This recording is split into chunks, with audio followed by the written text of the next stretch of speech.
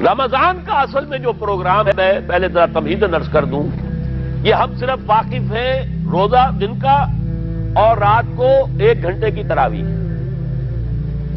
یہ بہت بڑا مغالطہ ہے، بہت بڑا مغالطہ ہے، بہت بڑا مغالطہ ہے۔ روز اصل میں رمضان کا پروگرام کیا ہے؟ دن بھر کا روزہ اور رات کے اکثر حصے کو قرآن کے ساتھ لے کر جاگنا۔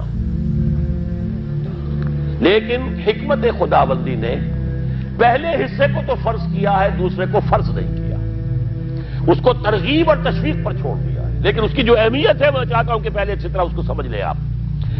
دیکھیے پہلی حدیث اس میں ہے ان سلمان الفارسی رضی اللہ تعالی عنہ قال خطبنا رسول اللہ صلی اللہ علیہ وسلم فی آخر یوم من شعبان۔ حضرت سلمان فارسی سے مروی ہے، انہوں نے فرمایا کہ خطبہ ارشاد فرمایا ہمیں اللہ کے رسول نے صلی اللہ علیہ وسلم شعبان کے آخری دن۔ فقال، آپ نے ارشاد فرمایا، یہ خطبہ طویل ہے، میں نے صرف شروع کے چند جملے یہاں نقل کیے ہیں۔ یا ایھا الناس قد اظلکم شہر عظیم، اے لوگوں تم پر ایک بہت عظمتوں والا مہینہ سایہ فگن ہو گیا ہے۔ دیکھیے سایہ فگن سے وہ انگریزی کا محاورہ آپ کے ذہن میں آنا چاہیے، coming events cast their shadows before. ابھی رمضان شروع نہیں ہوا ہے، شعبان کا آخری دن ہے، تو وہ کمنگ ایونٹ جو ہے رمضان مبارک، اس کا سایہ آ گیا ہے تم پر، اس لیے حضور نے وہ لفظ استعمال کیا قد اظلکم، ظلال کہتے سائے کو، قد اظلکم شہر عظیم، بڑی عظمت والا مہینہ ہے، شہر مبارک، بہت برکت والا مہینہ ہے، شہر فیہ لیلۃ خیر من الف شہر، اس میں ایک رات وہ بھی ہے، وہ مہینہ جس میں ایک رات وہ بھی ہے جو 1000 مہینوں سے افضل ہے۔ انا انزلناہ فی لیلۃ القدر وما ادراک ما لیلۃ القدر لیلۃ القدر خیر من الف شہر۔ اب جو اگلے 2 جملے ہیں وہ نوٹ کیجئے، جعل اللہ صیامہ فریضۃ وقیام لیلہ تطوعا، اللہ نے ٹھہرایا ہے، قرار دیا ہے اس کا روزہ رکھنا تو فرض کے درجے میں، اور اس کی رات کا قیام تطوع کے درجے میں، اپنی مرضی پر، اپنی خواہش پر، نفل کے طور پر یہ تم پر لکھ دیا گیا ہے، لکھا تو گیا ہے، جعلہ تو ہے۔ مجعول کا جو پہلا مفعول ہے وہ کیا ہے؟ جعلہ کا مجعول اول کیا ہے؟ دن کا روزہ، اور مجعول ثانی کیا ہے؟ قیام لیلہ، رات کو کھڑا رہنا۔ اب یہ رات کا کھڑا رہنا اس کی کتنی مقدار ہوگی؟ کہاں سے معلوم کریں گے؟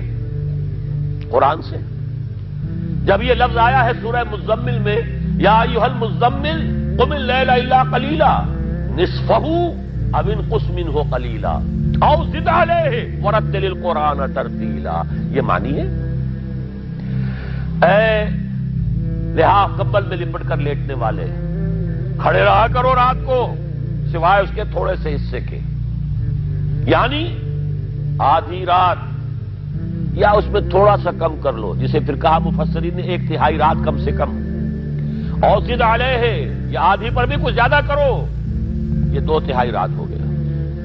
ورتل القرآن ترتیلا، اور قرآن کو اتارا کرو تھوڑا تھوڑا تھوڑا، یہ ترتیل، تفعیل، تنزیل، جیسے قرآن تھوڑا تھوڑا محمد پر نازل ہوا صلی اللہ علیہ وسلم، ایسے ہی تھوڑا تھوڑا تھوڑا قرآن اپنے اندر اتارو، ہیمر اٹ ڈاؤن، اپنے ذہنوں میں اتارو، اپنے قلب میں اتارو۔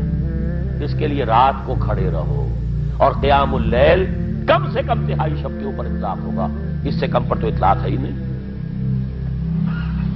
اگلی حدیث پڑھیے، اور یہ ہے جو عام طور پر ہر مسجد میں بھی آج کل خوب یہ گونج رہی ہوگی، حدیث بیان ہوتی ہے، اس لیے کہ بخاری اور مسلم دونوں میں موجود ہے، متفق علیہ روایت ہے، اس سے اونچا تو درجہ سند کے اعتبار سے تو حدیث کا کوئی اور درجہ اس سے اونچا ہے نہیں۔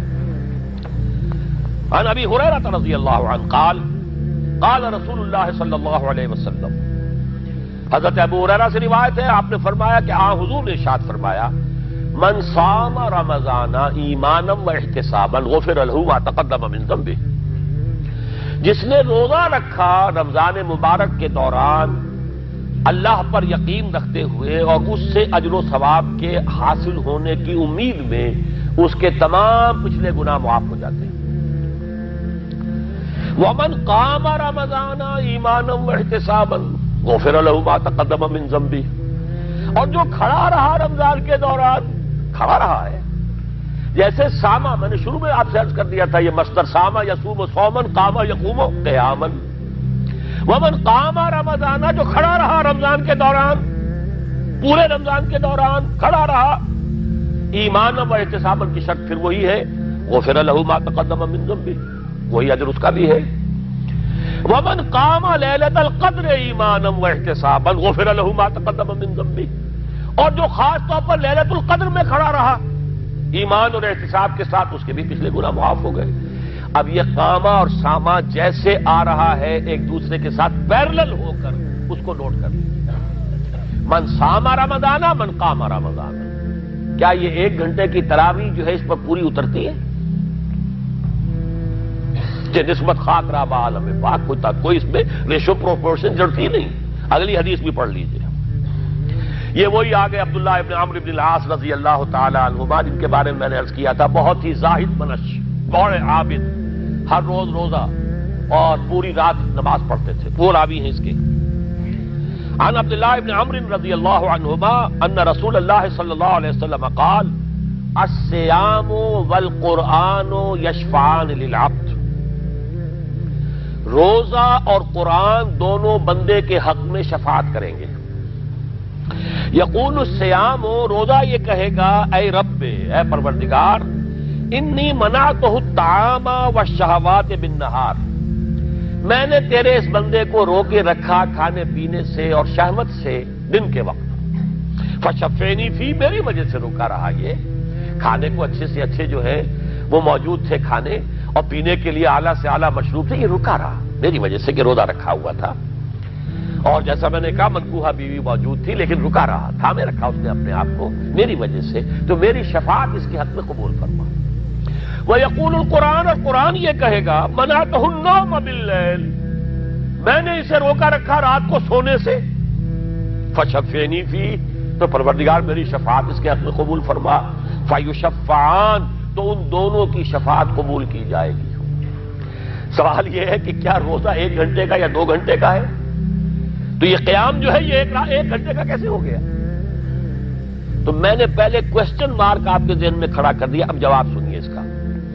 جواب یہ ہے کہ اس کو اللہ تعالیٰ کی حکمت یہ تھی کہ اسے فرض نہ کیا جائے، اس کو معلوم ہے، عالمان سیکون منکم مرضی وآخرون یضربون فی الارض یبتغون من فضل اللہ وآخرون، اللہ کے علم میں ہے میرے کچھ بندے ہوں گے بیچارے غریب مزدور، دن بھر مشقت کریں گے، محنت کریں گے، وہ روزہ ہی رکھ لیں، بہت بڑی بات ہے، بہت بڑی بات ہے۔ رات بھر کا قیام کیسے کریں گے؟ 2/3 رات کیسے کھڑے رہیں گے؟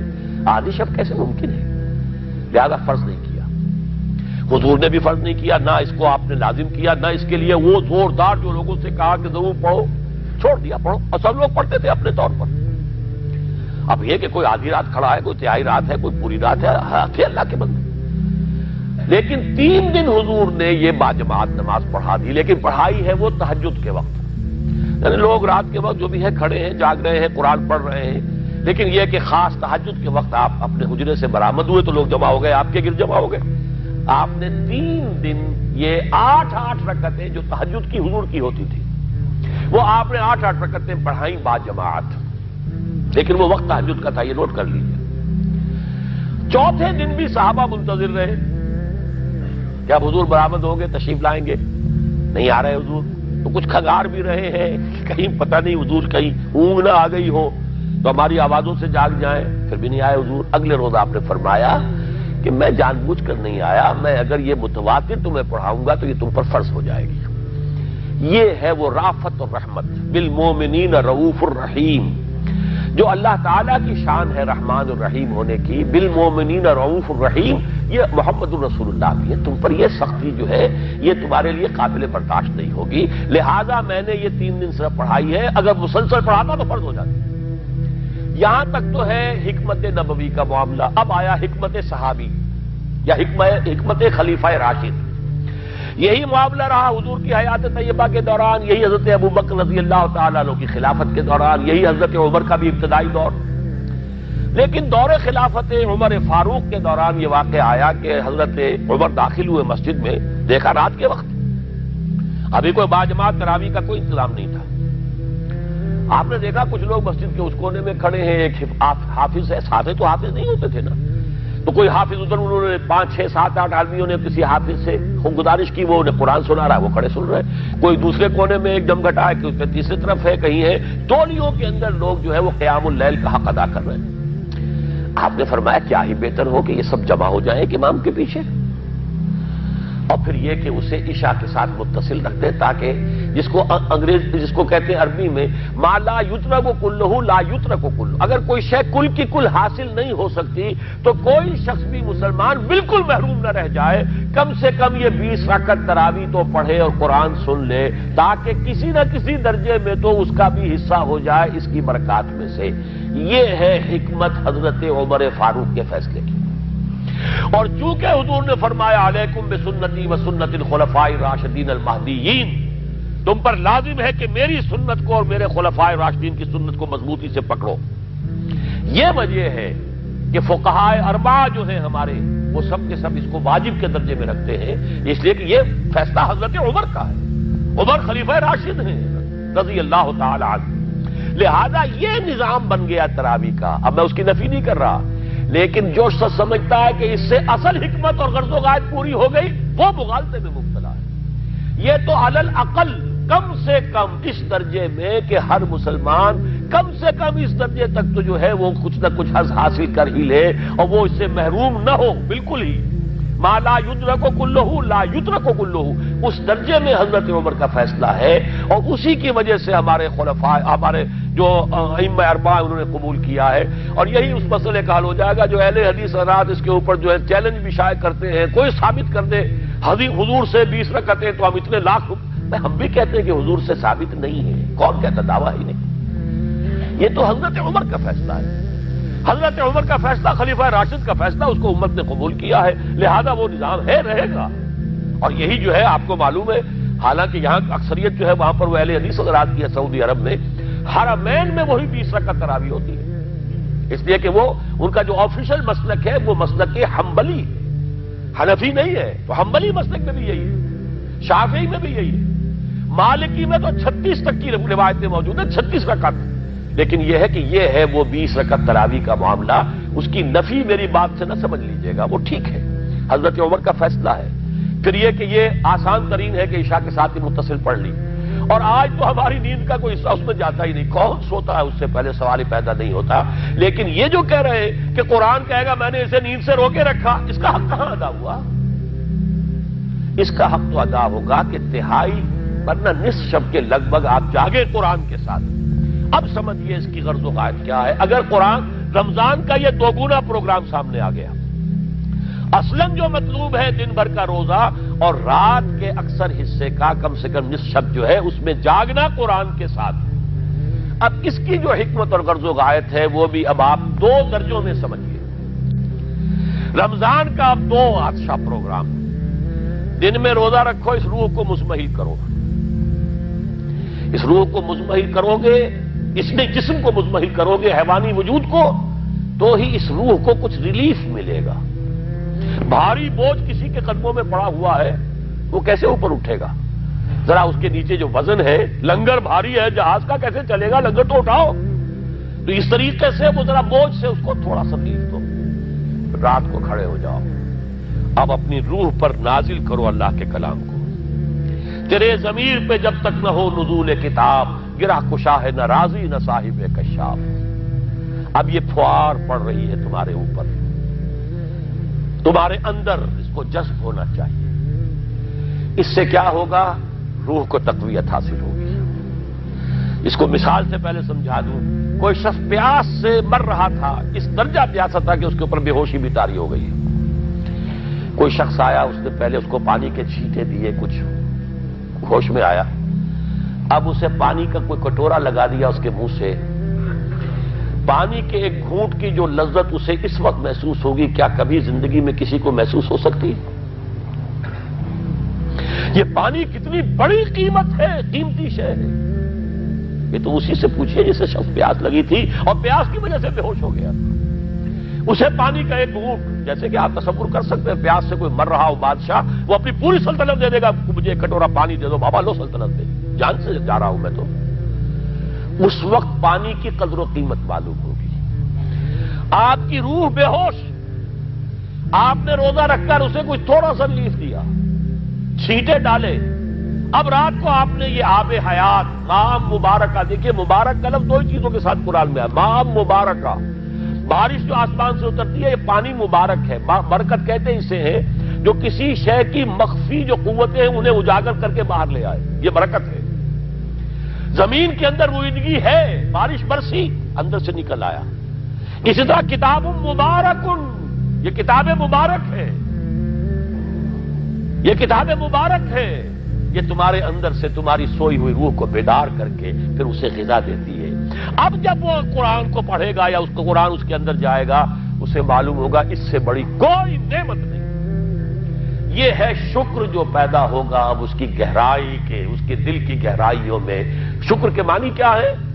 احسان کی قدر شناسی۔ شکر کو امام راغب نے 3 مرحلوں میں بیان کیا ہے۔ شکر بالقلب، پہلے تو آپ کو معلوم ہو جو نعمت کسی نے دی ہے کتنی بڑی ہے، یہ احساس نہیں ہے۔ کسی بچے کے ہاتھ پہ آپ نے ہیرا رکھ دیا، اسے کیا پتا یہ ہیرا ہے یا یہ کوئی کانچ کا ٹکڑا ہے، وہ کیا کرے گا اس کی قدر؟ بلکہ ٹافی دیں گے تو وہ سمجھے گا کہ یہ زیادہ اچھی چیز دی ہے، مجھے اس پتھر کا میں نے کیا کرنا ہے، اس لیے اسے معلوم ہی نہیں کہ یہ ہیرا ہے۔ جب تک کسی نعمت کی قدر و قیمت کا احساس نہ ہو، اس کے متناسب پروپورشنیٹ شکر آپ کر ہی نہیں سکتے۔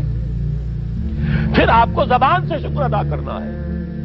الحمدللہ الذی انزل علی عبدہ الکتاب، یہ زبان سے شکر ادا کیجیے۔ پھر اس کا شکر کا حق ادا کرنا ہے، اس نعمت کو استعمال کرنا ہے۔ اگر نعمت لا کے رکھ دی تو بھی یہ ناشکری ہے۔ کسی بچے کو لا کر کسی اس کے والد نے کتاب دی بڑی عمدہ، اور وہ بڑا مہذب بچہ ہے، تھینکس ڈیڈ یا ڈیڈی، اس نے شکریہ ادا کر دیا، پھر کتاب جا کے جو رکھی کبھی کھول کے دیکھا ہی نہیں، تو ناشکری کر رہا ہے یا شکر کر رہا ہے؟ زبان سے تو شکر ادا کیا تھا تو ناشکری کر رہا ہے، لاقدری کر رہا ہے، اس نے اس کو پڑھا ہی نہیں۔ قرآن کا شکر کیا ہوگا؟ وہ میرا کتابچہ جو ہے مسلمانوں پر قرآن مجید کے حقوق، اگر وہ سمجھیں گے، جو کہ میری اس پوری دعوت قرآنی کی جڑ اور بنیاد ہے۔ 2 چھوٹے چھوٹے کتابچے 167 میں لکھا تھا، اسلام کی نشرت ثانیہ کرنے کا اصل کام، یہ اسلام کی ریوائول کیسے ہوگی، اس کی شرط لازم کیا ہے، اصل کام کیا ہے۔ ہم نعرے لگانے پر آ گئے ہیں، جلوس نکالنے پر آ گئے ہیں، ہم یہ کر رہے ہیں، ہم وہ کر رہے ہیں، تلواریں بھی اٹھا لی ہیں، گولیاں بھی کھا رہے ہیں، جانیں بھی دے رہے ہیں، اصل کام نہیں کر رہے۔ وہ اصل کام کیا ہے؟ یہ سن 67 کی میری تحریر ہے، اسلام کی نشرت ثانیہ کرنے کا اصل کام۔ اور پھر سن 68 کی میری 2 تقریریں تھیں جب میں نے جمعے کا خود خطاب کیا تھا مسجد خضرہ سمن آباد میں، مسلمانوں پر قرآن مجید کے حقوق۔ اس کو مانو جیسے کہ ماننے کا حق ہے، اس کو پڑھو جیسے کہ پڑھنے کا حق ہے، اس کو سمجھو جیسے کہ سمجھنے کا حق ہے، اس پر عمل کرو جیسے کہ عمل کا حق ہے، اور اسے 4 دانگے عالم میں پھیلاؤ۔ یہ تمہارے پاس امانت ہے محمد رسول اللہ صلی اللہ علیہ وسلم کی۔ بلغوا عنی ولو آیۃ، پہنچاؤ میری جانب سے ایک ہی آیت پہنچاؤ۔ کس نے فرمایا؟ محمد رسول اللہ نے۔ مفشو ہو، عام کرو، اسے پھیلاؤ۔ 5 حقوق ہیں مسلمان پر، لیکن یہ سارے حقوق کب ادا ہوں گے؟ جب قرآن کی نعمت کی قدر ہو جائے گی، معلوم ہو کہ یہ کوہ نور ہیرا ہے، یہ کوئی کانچ کا ٹکڑا نہیں ہے، کوہ نور ہیرا ہے، تب معلوم ہوگا اس کی کتنی حفاظت آپ کریں گے، جس نے دیا ہے اس کا کتنا شکر ادا کریں گے، پھر یہ کہ اسے کیسے سنبھال کر رکھیں گے۔ لیکن یہ کہ اگر قرآن کا شکر ہی نہیں ہے، قرآن کی خود کی نعمت کا احساس ہی نہیں، ہوا خیر مما یجمعون، یا ایھا الناس قد جاءتکم موعظۃ من ربکم وشفاء لما فی الصدور وہدی وبشریٰ للمؤمنین، ہدی ورحمۃ للمؤمنین، قل بفضل اللہ وبرحمتہ فبذلک فلیفرحوا ھوا خیر مما یجمعون۔ دنیا میں انسان جو کچھ جمع کرتا ہے، جائیداد، مال، دولت، ہیرے جواہرات، زیورات، اور کوئی اینٹیکس، کوئی جو ہے وہ ڈیکوریشن پیسز، جو کچھ، ان سب سے زیادہ قیمتی شے یہ قرآن ہے۔ لیکن اس کا احساس کب ہوگا؟ جب روح بیدار ہو جائے گی، جب وہ چکھے گی قرآن کو۔ جس کو میں کہا کرتا ہوں کہ ایمان حقیقی کیسے حاصل ہوتا ہے قرآن سے؟ جب قرآن کو سنتے ہوئے انسان جھوم جائے، اس کے اندر کوئی شے سمپیتھیٹک وائبریشن میں آ جائے، اسے کہے کہ ہاں یہی ہے، جہاں سے میں خود آیا ہوں وہیں سے یہ کلام آیا، جہاں سے میری روح آئی ہے وہیں سے یہ کلام آیا۔ اب یقین پیدا ہوا۔ اس کو اقبال نے کہا ہے باطنی تجربہ۔ ایک تجربہ وہ ہے جو ہم دیکھ رہے ہیں آنکھوں سے، سن رہے ہیں کانوں سے، چھو رہے ہیں اپنے ہاتھ سے، سونگھ رہے ہیں ناک سے، اور ٹیسٹ کر رہے ہیں اپنے جو ٹیسٹ بڈز ہیں منہ کے، یہ ہمارا ایکسٹرنل ایکسپیرینس ہے۔ لیکن ایک انٹرنل ایکسپیرینس ہے۔ ساری جو بحث اٹھائی ہے علامہ اقبال نے ریکنسٹرکشن پر، اس کا بنیادی نقطہ یہ ہے کہ انٹرنل ایکسپیرینس بھی اس ایکسٹرنل ایکسپیرینس کی طرح بلکہ اس سے زیادہ بڑھ کر قابل اعتماد ہے۔ یہ ہے انٹرنل ایکسپیرینس۔ لعلکم تشکرون، تو یہ تو پہلی منزل طے ہوئی ہے ابھی صوم رمضان، صیام و قیام رمضان کا پہلا حاصل کیا ہوگا؟ وَلَعَلَّكُمْ تَشْكُرُونَ، تاکہ تم اس قرآن کی عظمت سے واقف ہو جاؤ، تاکہ تمہیں اس پر اس کی جو وقت ہے، قدر و قیمت ہے، اس کا انکشاف ہو جائے۔ اب اگلا مرحلہ آئے گا۔ اب یہ روح کچھ توانا ہو کر، کچھ ہوش میں آ کر کدھر اس کی توجہ ہوگی؟ کل شیء یرجع الی اصلہ، ہر شے اپنی اصل جڑ کی طرف رجوع کرتی ہے۔ ہمارا حیوانی وجود زمین کی طرف جاتا ہے۔ یہ سورہ اعراف میں جو کہا بلعام بن باورہ کے بارے میں، وَلَكِنَّهُ أَخْلَدَ إِلَى الْأَرْضِ، زمینی خواہشات ہی کے چکر میں آپ ہیں تو گویا کہ آپ زمین میں دسے جا رہے ہیں۔ روح بیدار ہوگی تو کدھر متوجہ ہوگی؟ اپنے مرکز کی طرف مائل پرواز کا حسن۔ بڑا پیارا مصرع ہے، اگلا مصرع میں نہیں پڑھتا، لیکن یہ کہ یہ اپنے مرکز کی طرف، اپنے منبع اور سرچشمے کی طرف، کہاں سے آئی یہ روح؟ امر ربی، کہ ادھر متوجہ ہو۔ ہم پڑھا کرتے تھے اپنے ہائی اسکول کے زمانے میں، تو جو صبح پریئرز ہوتی تھی اس میں خاص نظم تھی، مجھے یہ معلوم نہیں شاعر کون ہے۔ مجھ کو ہے تیری جستجو، مجھ کو تیری تلاش ہے، خالق میرے کہاں ہے تو، مجھ کو تیری تلاش ہے۔ اب آپ دیکھیے پورے مذاہب کی تاریخ میں انسان کہاں کہاں گیا ہے خدا کو ڈھونڈنے کے لیے۔ کوئی برف پوش چوٹیوں کے اوپر جو ہے تپسیا میں لگا ہوا ہے، کیوں؟ رب کا قرب حاصل کرنے کے لیے نا، پرماتما سے لو لگانے کے لیے۔ وہ غاروں میں ہے، تپسیا ریاضتیں کر رہا ہے، کوئی صحراؤں میں گیا ہے، گوتم بدھ کہاں کہاں گیا ہے، کہاں کہاں گیا ہے، کچھ آپ کو اندازہ ہی نہیں۔ انسان اس کے اندر کوئی شے ہے جو کسی کو تلاش کر رہی ہے۔ میرے اندر ہی وہ شے بھی ہے جو مجھ سے کہتی ہے کہ کچھ کھانا ڈالو اس منہ کے اندر، اس پیٹ میں ڈالو، ہے وہ بھی میرے اندر شے۔ ان لنفسک علیک حقا، یقیناً تمہارے نفس کا بھی تم پر حق ہے۔ میرے اندر ہی کوئی شے ہے جو کچھ اور شے چاہتی ہے، کچھ اور چیز کی متلاشی ہے، وہ کسی اور شے کے عشق میں ہے۔ یہ دوسری بات ہے، اسے ہم نے سلا رکھا ہے، لوریاں دے دے کے تھپک تھپک کر۔ ہم تو اپنے جسم کی طرف متوجہ ہیں، لہذا ہمیں وہ پیاس محسوس ہی نہیں ہوتی کہ یہ بھی واقعی میرے اندر کوئی پیاس ہے۔ روح بیدار ہوگی تو وہ پیاس جو اس کے اندر اب پیدا ہوئی ہے وہ کدھر متوجہ ہوگی؟ اپنے پروردگار کی طرف۔ یہ ربط ہے اگلی آیت کا، آپ پڑھیے، وَإِذَا سَأَلَكَ عِبَادِي عَنِّي فَإِنِّي قَرِيبٌ۔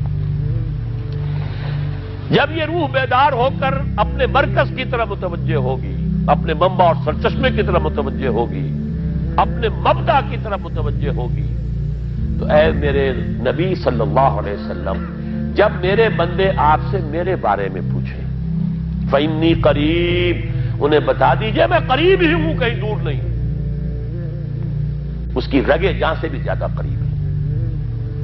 ہم قریب ہیں، جب چاہو ہمیں پکارو، جب چاہو دعا کرو، جب چاہو باریابی حاصل کر لو۔ ہم تو مائل میں کرم ہیں، کوئی سائل ہی نہیں۔ ہم تو ہر روز رات کے آخری گھڑیوں میں سمائے دنیا تک نزول فرماتے ہیں، اور ہماری طرف سے پکارنے والا پکارتا ہے، حل من مستغفر فاغفر له، ہے کوئی استغفار کرنے والا کہ میں اسے بخش دوں؟ ہے کوئی مانگنے والا، حل من سائل فاعطیہ، ہے کوئی مانگنے والا جسے میں دوں؟ تم سوئے ہوتے ہو، ہم تو غافل نہیں، تم غافل ہو۔ متوجہ تو ہو، آؤ تو صحیح ہماری طرف۔ حدیث قدسی میں آیا ہے میرا بندہ میری طرف چل کر آتا ہے، میں دوڑ کر آتا ہوں۔ وہ بارش بھراتا ہے، میں ہاتھ بھراتا ہوں۔ میرا بندہ میرا ذکر اپنے دل میں کرتا ہے، میں اپنے جی میں اس کا ذکر کرتا ہوں، یاد کرتا ہوں اسے۔ اور میرا بندہ اگر کسی محفل میں میرا ذکر کرتا ہے، میں اس سے بہت اعلیٰ محفل میں اس کا ذکر کرتا ہوں، ملائے اعلیٰ کی محفل میں ذکر کرتا ہوں۔ یہ حدیث کے الفاظ ہیں کہ نہیں؟ تو تم غافل ہو بھائی ہم سے، ہم تو غافل نہیں۔ اغیب وذو اللطائف لا یغیب وارجوہ رجال لا یخیب، میں غائب ہو جاتا ہوں، وہ تو غائب ہونے والی ہستی ہی نہیں ہے، ہر آن موجود، هو معکم اینما کنتم۔ وَإِذَا سَأَلَكَ عِبَادِي عَنِّي فَإِنِّي قَرِيبٌ أُجِيبُ دَعْوَةَ الدَّاعِ إِذَا دَعَانِ فَلْيَسْتَجِيبُوا لِي۔ لیکن اب آئی بات اصل، یہ دو طرفہ بات ہوگی، مجھ سے دعا کرو، کسی وقت کی پابندی نہیں، کسی جگہ کی پابندی نہیں، ناپاکی کی حالت میں ہو تب بھی دعا کر سکتے ہو۔ میری کتاب کو ہاتھ مت لگانا، مجھ سے دعا کر سکتے ہو، دعا میں کوئی پابندی نہیں۔ لیٹے مانگو، بیٹھے مانگو، ناپاکی میں مانگو، پاکی میں مانگو، جب چاہو مانگو مجھ سے، دعا میں کوئی خلل نہیں۔ اور جہاں پکارو گے there and then I will listen to you and I will grant your prayers۔ اجیبو جو ہے، اجیبو دونوں معنی، جواب دینا اور قبول کرنا۔ اجابت استجابت دونوں کا ایک ہی مفہوم ہے، جواب دینا اور قبول کرنا۔ اجیب دعوت الداعی اذا دعان، میں تو ہر پکارنے والے کی پکار کو سنتا ہوں، قبول کرتا ہوں جب بھی وہ مجھے پکارتا ہے۔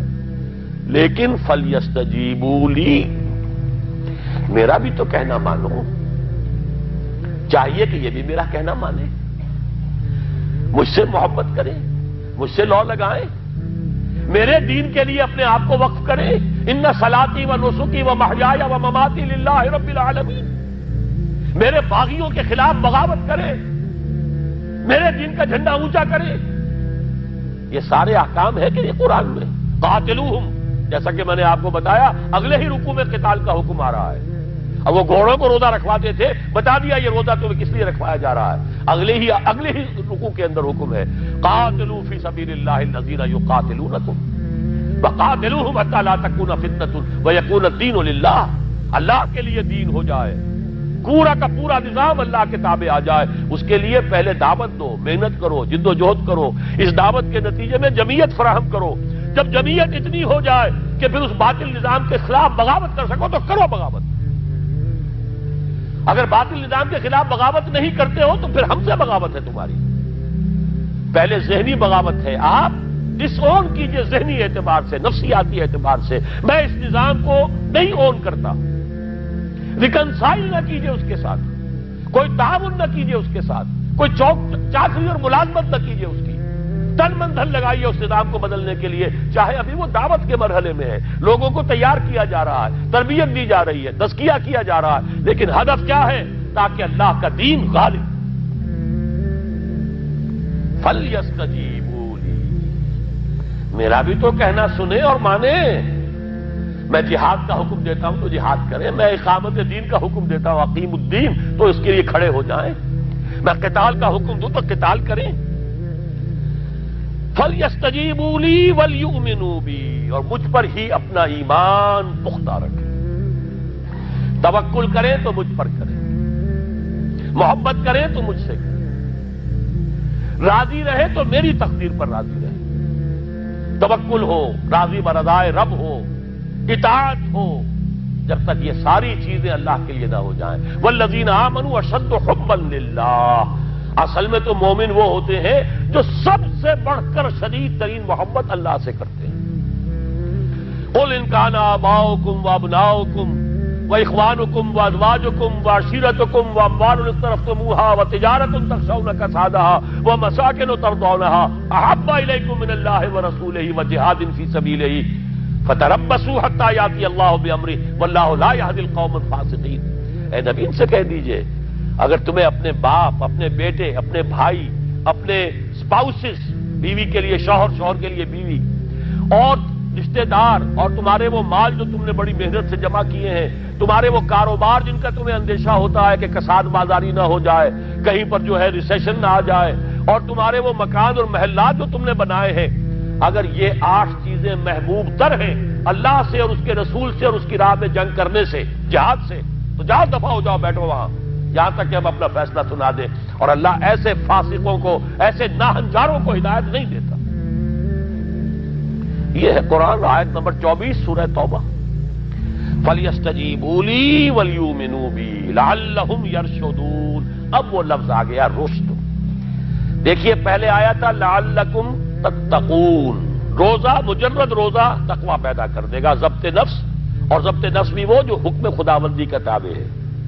یہ روزے کی ریاضت ہے، روزے کی ریاضت کا حاصل ہے۔ رمضان کے روزے کے ساتھ قیام اللیل کا دو گنا پروگرام، دن میں روزہ، رات کا قیام قرآن کے ساتھ۔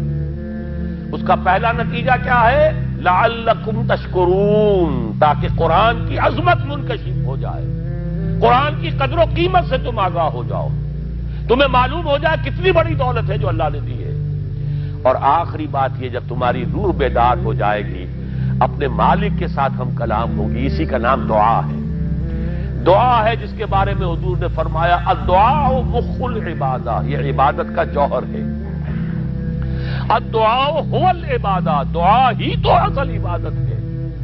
یہ دعا ہی تو ہمیں میسر نہیں ہے۔ 17 رکعتیں پڑھنی ہے ہم نے عشاء کی، لیکن اللہ کے ساتھ کوئی لوگ نہیں لگی، ادھر کی ادھر کی سوچیں آ رہی ہیں۔ 17 رکعتیں پڑھی ہوں یا 7 پڑھی ہوں، 10 پڑھی ہوں، آپ کو اجر ملے گا، لیکن آپ کو دعا کی نصیب نہیں ہوئی۔ دعا کب ہوتی ہے؟ بقول اقبال، یہ جو میرے اندر ہے فائنائٹ ایگو، انائے صغیر، انا میں، یہ چھوٹی سی انا ہے، اس انائے کبیر، اس انائے کبیر کے لیے سب سے بڑی جو مظہر آیت ہے قرآن مجید میں وہ سورہ طٰہٰ کی، اننی انا اللہ لا الہ الا انا، میں ہوں وہ اللہ جس کے سوا کوئی الہ نہیں، اننی انا اللہ لا الہ الا انا، یہ ہے فاعبدنی واقم الصلاۃ لذکری، یہ انائے کبیر ہے، the infinite ego، اللہ، انا اللہ، the big انا، اور یہ چھوٹی سی انا ہے، انا میں۔ جب یہ انائے صغیر انائے کبیر کے روبرو آتی ہے، ہم کلام ہوتی ہے، یہ ہے دعا۔ اگر یہ جاگی ہی نہیں، بیدار ہوئی ہی نہیں، ہم کلام ہوئی ہی نہیں، تو وہ دعا تو حاصل نہیں ہوئی، مخ عبادت جو ہے، جوہر عبادت کا حاصل نہیں ہوا۔ ہاں ایک شکل ہے عبادت کی، مراسم عبودیت ہے، یہ اشکال ہے، رہ گئی رسم ادا روح بلالی نہ رہی، فلسفہ رہ گیا تلقین غزالی نہ رہی، ایک شکل ہے، تم نے کر لی، اجر ملے گا، آخر وقت نکالا ہے، آپ اللہ کے سامنے کھڑے ہوئے، اجر سے محنت کا جو اجرت وہ دے گا، لازماً اس پر بھی دے گا، لیکن حقیقت صلاۃ کوئی اور شے ہے۔ اسی لیے کہا محمد الرسول اللہ صلی اللہ علیہ وسلم الصلاۃ معراج المومنین، اہل ایمان کے لیے یہ معراج کے درجے کی شے ہے۔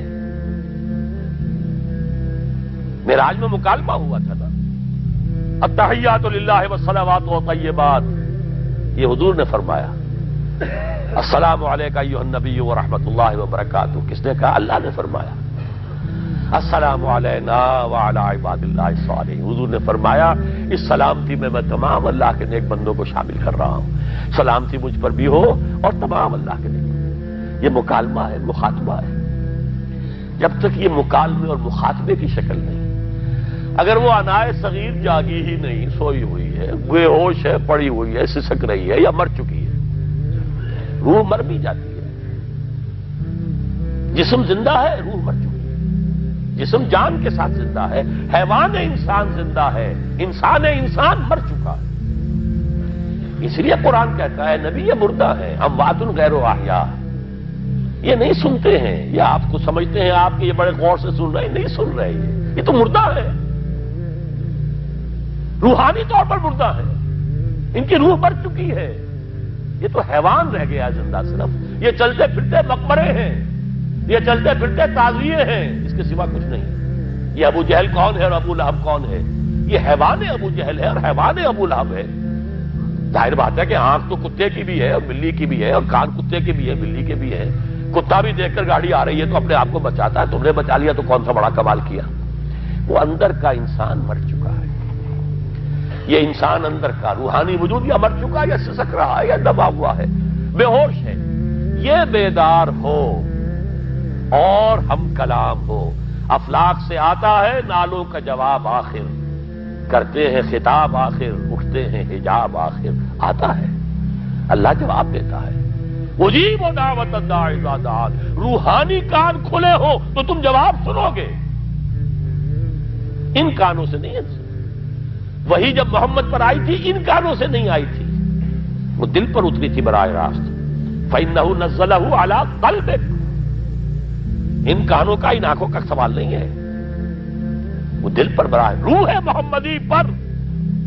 یہ روح، اسی لیے وہی کو بھی روح کہا گیا ہے، لانے والا بھی روح، اور روح الامین جس پر لایا گیا وہ بھی روح محمدی، جس کا مسکن ہے قلب محمدی، اور جو لائی گئی وہ بھی روح ہے۔ وَكَذَلِكَ أَوْحَيْنَا إِلَيْكَ رُوحًا مِّنْ أَمْرِنَا، یہ قرآن ہم نے نازل کیا، ایک روح ہے اے محمد جو آپ پر نازل کیا۔ مَا كُنْتَ تَدْرِي مَا الْكِتَابُ وَلَا الْإِيمَانُ، اس سے پہلے تو آپ کو کچھ پتہ نہیں تھا کتاب کیا، شریعت کیا، ایمان کیا۔ وَلَٰكِنْ جَعَلْنَاهُ نُورًا، ہم نے اس قرآن کو نور بنا کر آپ پر اتارا ہے۔ یہ ہے، اس کے لیے ہے اصل رشد۔ اب آخری لفظ آیا رشد، یہ گویا کہ جو مختلف الفاظ ہیں قرآن میں، کامیاب، فائزون، اولئک هم الفائزون، ٹھیک ہے، فوز، کامیابی تک پہنچنے والا، اولئک هم المفلحون، یہ ایک اور لفظ ہے، لیکن راشدون یہ چوٹی کا لفظ ہے، اسی لیے صحابہ کے لیے آیا اولئک هم الراشدون سورہ الحجرات میں۔